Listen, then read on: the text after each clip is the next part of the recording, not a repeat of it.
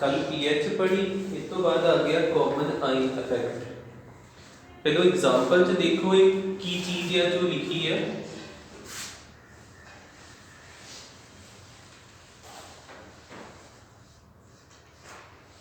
Example दे विच जिद्दां साडे कोल होवे KCN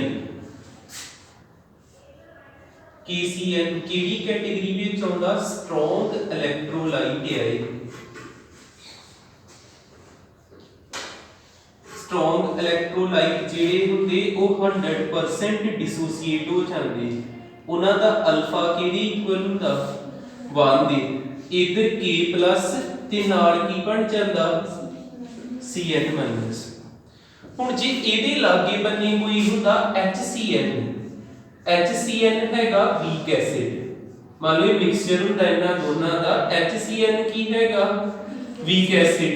ते वीक एसिड 100% ते टुटूगा नहीं। हुण इहदे विचों H+ कुछ निकलिया ते CN- कुछ निकलिया। हुण आ चीज देखो, CN- ते CN- रल गया। HCN वीक एसिड ही इहदे विचों भी CN- निकलिया, इहदे विचों भी CN- निकलिया ते कॉमन आइन हो गया। आइन ही है ना। पहले तो ये चीज देखिए कॉमन आइन होना किथे, दूजी एग्जांपल देखियो, फिर मैं कहना दा इफेक्ट की होगा। एग्जांपल देखियो कोई जिद्दां अपने कोल इथे होवे HCl केड़ा एसिड आ? Strong acid. जिद्दां आपां इहनूं कह दईए स्ट्रॉन्ग इलैक्ट्रोलाइट है, एसिड बेस साल्ट इलैक्ट्रोलाइट ही हुंदे ने ना, ते ये किद्दां टुटूगा? 100% का मतलब अल्फा किहदे इक्वल? 1 दे। किहदे च टुटिया? H+ ते इथे साडे कोल एक हैगा ही H2S, एक वीक एसिड। ये जदों टुटिया ये किद्दां टुट गया? 2H+ ते S दे ऊपर 2-, इस तरह ब्रेकडाउन होया। हुण इथे ये जे दोनों इकट्ठे आ ते इन्हां विच कॉमन आइन हो गया। इथे नेगेटिव वाला रलदा पिया, इथे पॉजिटिव वाला रल गया। कॉमन आइन ना की होना? आ रिएक्शन हो चुकी ही, इन्हें CN होर इनू देते। जदों CN वधे डिस्टरबेंस हुई ते CN घटाउने आ ते इक्विलिब्रियम किधर शिफ्ट होना? बैकवर्ड। जे आपां एदी गल करदे पे, मान लो आ इक्विलिब्रियम दे विच है, इक्विलिब्रियम दे विच है ते इन्हां दे विच आ CN जिन्ने आ चुके आ, एदी वजह नाल CN वध गए क्योंकि इन्हें भी CN प्रोवाइड करते। CN वधणगे ते ली-चैटलियर प्रिंसिपल लगा ते इक्विलिब्रियम किधर शिफ्ट होया? बैकवर्ड। जे बैकवर्ड शिफ्ट होऊगा CN पिछे नूं जाण लग पे ते जेड़ा अल्फा ओ घटदा। अल्फा जेड़ा वा पहलो मान लो ये मसा 5% होया है, ये होर पिछे आ गया ते अल्फा होर घटू। इन्ना क्लियर हुंदा? हुण इथे देखो ये केड़ी स्टेट विच आ? इक्विलिब्रियम। HCl दे आउण नाल H वध गए ते ये H इधर ऐड हो के H वध गए। H वधे ते उन्हां नूं घटना पैना, घटण दे लई किधर जाना पैना? बैकवर्ड। इक्विलिब्रियम शिफ्ट होया किधर नूं? बैकवर्ड। ते जे इक्विलिब्रियम पिछे नूं शिफ्ट हो गया ते अल्फा घटण लग पिया। अल्फा मसा अगे नूं टुटिया ही 5% तक ते अल्फा होर घटू। कॉमन आइन इफेक्ट की हैगा वा? अल्फा की वैल्यू घटनी है। ठीक है, इथे आपां कह सकते हैं द वैल्यू ऑफ जब प्रॉपर थोड़ा वर्डिंग लिख लो, लिखियो हेडिंग ला के लिखो कॉमन आइन इफेक्ट, द सप्रेशन वर्ड लिखो, द सप्रेशन का मतलब हुंदा वा डिक्रीज, घटना, decrease the value of alpha. Suppression का मतलब घटना होगा ते ये वर्ड लेके फिर अल्फा भी नीचे आ जाऊगा। The suppression in dissociation, the suppression in dissociation of a strong दा के वीक दा? अल्फा केदा घटना? वीक दा। The suppression in dissociation of weak electrolyte in the presence of strong electrolyte, लागे strong electrolyte होना चाहिए ना, both having common ion,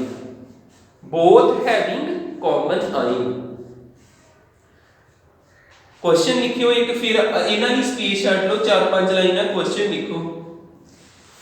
question लिखियो what is the principle behind common ion effect. तुहानू 1 मार्क विच क्वेश्चन आ सकदा, केड़ा principal लगदा पिया, ली चैटलियर प्रिंसिपल लगदा पिया ना। What is the principle behind common ion effect, what is the principle behind common ion effect, लिख लो ली चैटलियर प्रिंसिपल।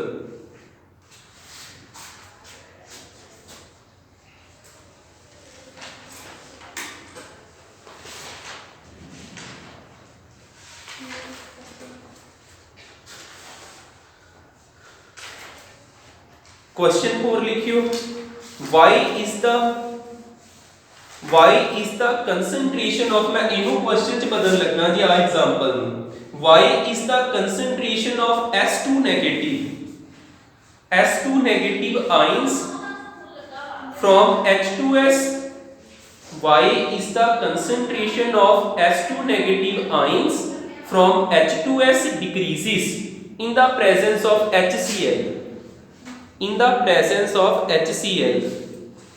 इहदा आंसर लिख लो due to common ion effect. आ एग्जांपल नु क्वेश्चन च बनाया है, आ चीज तुम आंसर च भी दोबारा लिख लियो due to common ion effect. Equilibrium shift backward, ते बैकवर्ड जाऊगा ते कंसंट्रेशन घटनी, due to common ion effect equilibrium shift backward.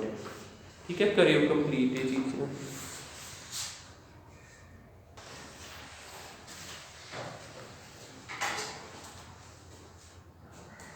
Buffer solution वो हुंदा जिहदी पीएच ना बदले, जिद्दां अपना ब्लड है, जे ब्लड की पीएच जिन्नी भी आ उन्नी रहिंदी, भावें साडी बॉडी एसिडिक हो जे भावें बेसिक हो जे।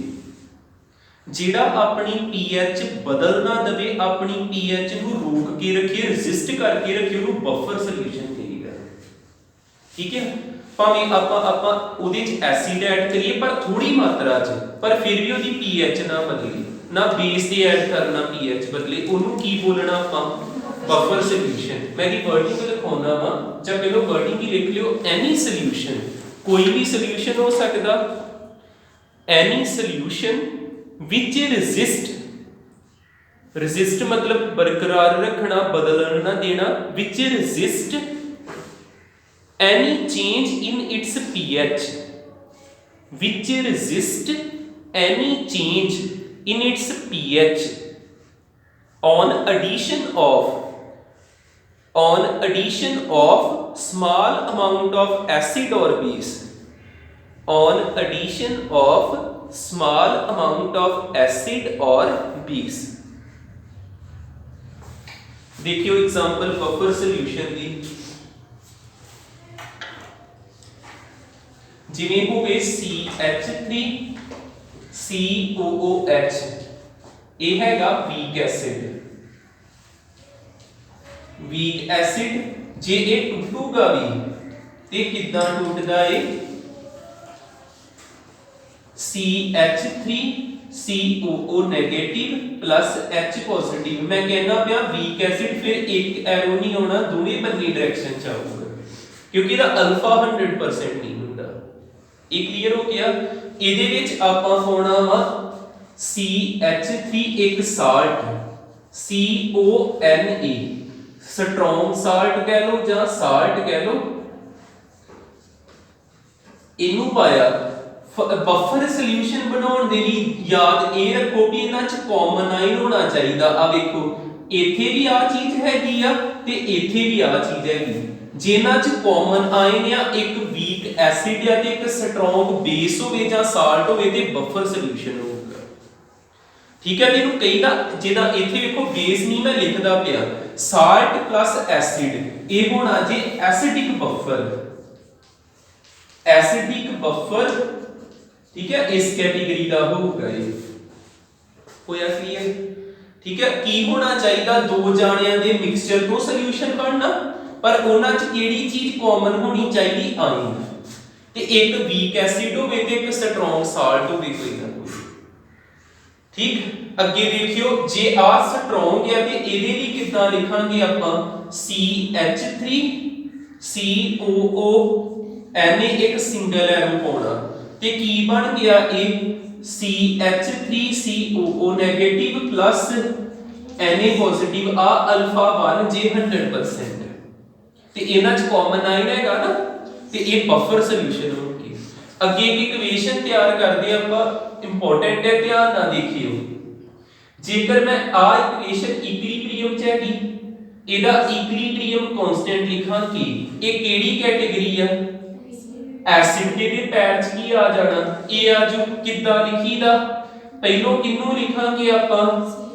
CH3COO नेगेटिव फिर H पॉजिटिव ते हेठां CH3COOH उस तो बाद कि ये उसी तरह आ जेडी चीज है ना जिथे माइनस प्लस होवे आयन बन गए उन्हां नूं केड़ी कैटेगरी च रख सकदे साल्ट च जिन्हां ते प्लस माइनस आ गया ते जेड़ा हेठां वा एदा नाम ते आपां लिखिआ ये केड़ी चीज है फिर इनू आपां इस ब्रैकेट जी नूं हुण एसिड दी तरह कवांगे आपां ऊपर वाली ब्रैकेट नूं की लिखदा साल्ट चार्ज वेख के ते आ जेडी चीज H+ उसी तरह ते हेठां वाली चीज नूं की लिखदा एसिड ये एसिड इधर ले ये साल्ट डिवाइड कर दी है ते इधर की रह जू H+ इधर रह गया कि इहदे कोल कौन चल गया एसिड ते डिवाइड किदे ना करता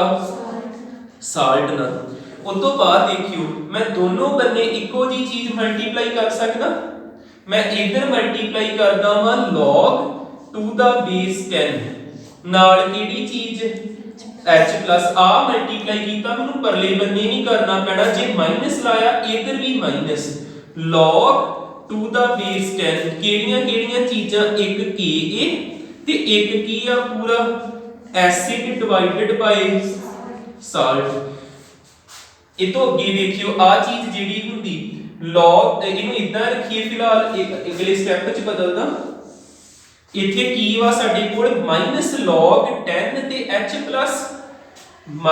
-log 2 दा बेस 10 ते H+ ते उधरले बन्ने केड़ी चीज आ हुण आ देखियो log इनु मन्निया m ते इनु मन्निया n ये मल्टीप्लाई हुंदे पे ते केड़ा फार्मूला लगदा प्लस वाला log m multiply by n हुंदा log m + n बाहर वाला माइनस उसी तरह ते अंदर की हो गया log m क्यों ने आ Ka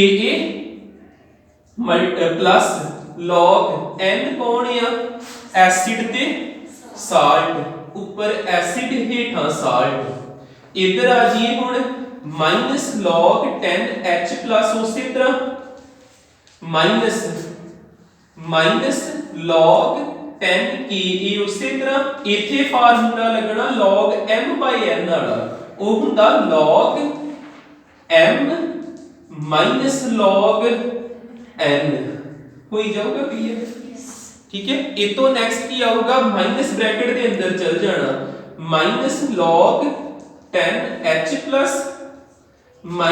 -log 10 Ka minus plus minus log 10 acid minus ते माइनस log 10 साल्ट log 2 दा बेस 10 नहीं कह सकते हुन ब्रैकेट नहीं आऊगी एदा फार्मूला हुंदा pH इकाली कीता pH हुंदा log -log 2 दा बेस 10 हाइड्रोनियम आयन या हाइड्रोजन आयन ते आ चीज हुंदी आ pKa माइनस पा के माइनस नहीं होना सॉरी p -log 2 दा बेस 10 H होवे ते pH जे H की जगह ते K ते इथे की आ जाना pKa फिर माइनस log ਆਪਾਂ ਆ ਪਲੱਸ ਵਾਲਾ ਪਹਿਲੋਂ ਲਿਖ ਲਈਏ log ਸਾਲਟ ਤੇ ਹੇਠਾਂ ਨਾਲ ਕੌਣ -log ਐਸਿਡ ਇਧਰ ਆ ਜੀਏ pH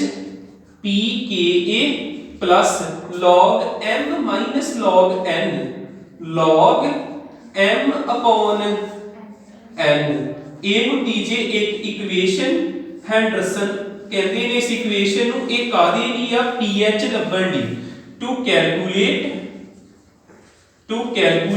pH of buffer solution. Buffer solution ਦੀ pH ਲੱਭਣ ਲਈ ਇਹ ਇਕੁਏਸ਼ਨ ਤਿਆਰ ਕੀਤੀ ਜਾਂਦੀ। ਇਹਦਾ ਨਾਮ ਹੁੰਦਾ ਜੀ ਹੈਂਡਰਸਨ ਹਾਲ ਇਕੁਏਸ਼ਨ।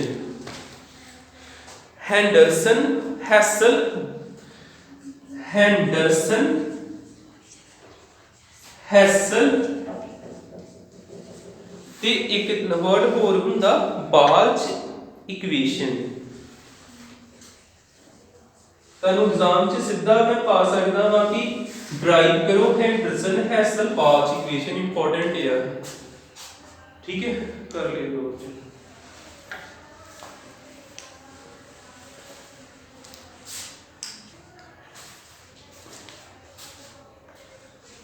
इधर देखियो एसिडिक बफर सी ते ਆਪਾਂ डेरिवेशन नहीं कर ली एग्जांपल भी कर ली। ਹੁਣ बेसिक बफर ਵੇਖਿਓ ਕਿਹੜੀ ਕਿਹੜੀ ਚੀਜ਼ ਚੇਂਜ ਹੋਣੀ ਆ।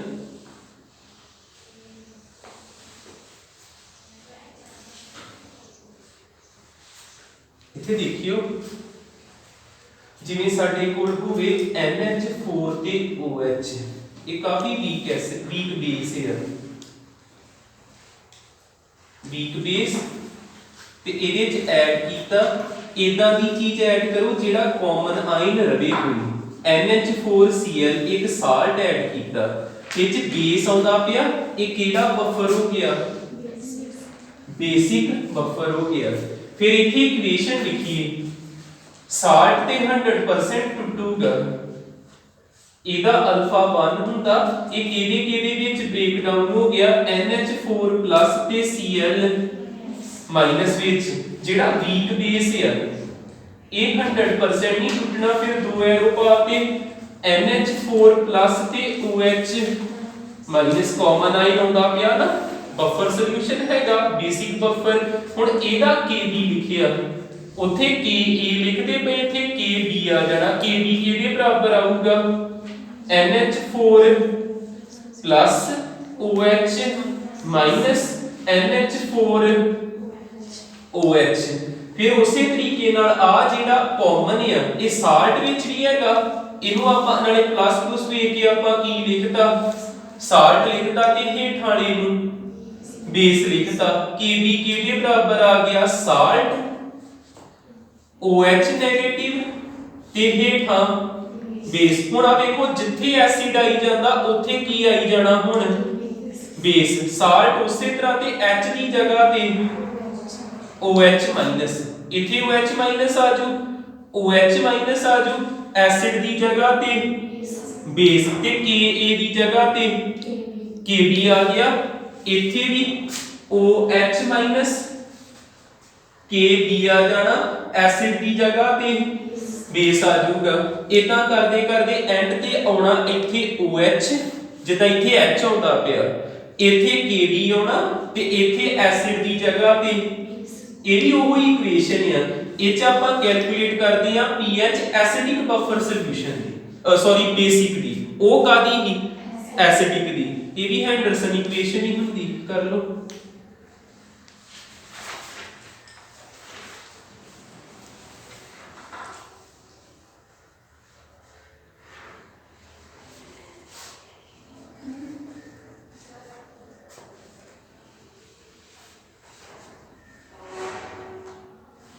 जल्दी करियो फिर एक दो न्यूमेरिकल करिए चैप्टर कंप्लीट है अपना।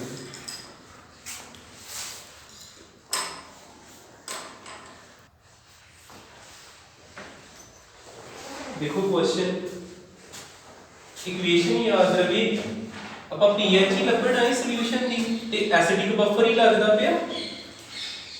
ਐਸਿਡ ਹੈ ਨਾ ਇੱਥੇ ਗਿਵਨ ਤੇ ਆ ਕਾਮਨ ਆਇਨ ਹੈਗਾ ਕਿਸੇ ਸਾਲਟ ਨਾਲ ਇਹਦਾ एसिडिक बफर सॉल्यूशन ते pH किवें कड्डांगे pH किवें इक्वल pKa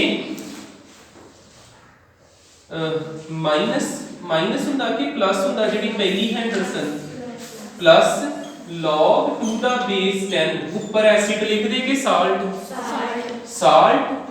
ਤੇ ਹੇਠਾਂ ਆਊਗਾ ਐਸਿਡ। ਇਹ ਦੋਨਾਂ ਦੀ ਕੰਸੈਂਟ੍ਰੇਸ਼ਨ pH ਲੱਭਣੀ ਆ ਆਪਾਂ। pKa ਨੂੰ ਲਿਖੀਦਾ -log 2 ਦਾ ਬੇਸ 10 Ka। ਇਹ ਫਾਰਮੂਲਾ ਹੁੰਦਾ ਇਹਦਾ। ਇਹ ਤੋਂ ਹੀ ਆ ਬਣਾਇਆ ਨਹੀਂ ਆਪਾਂ।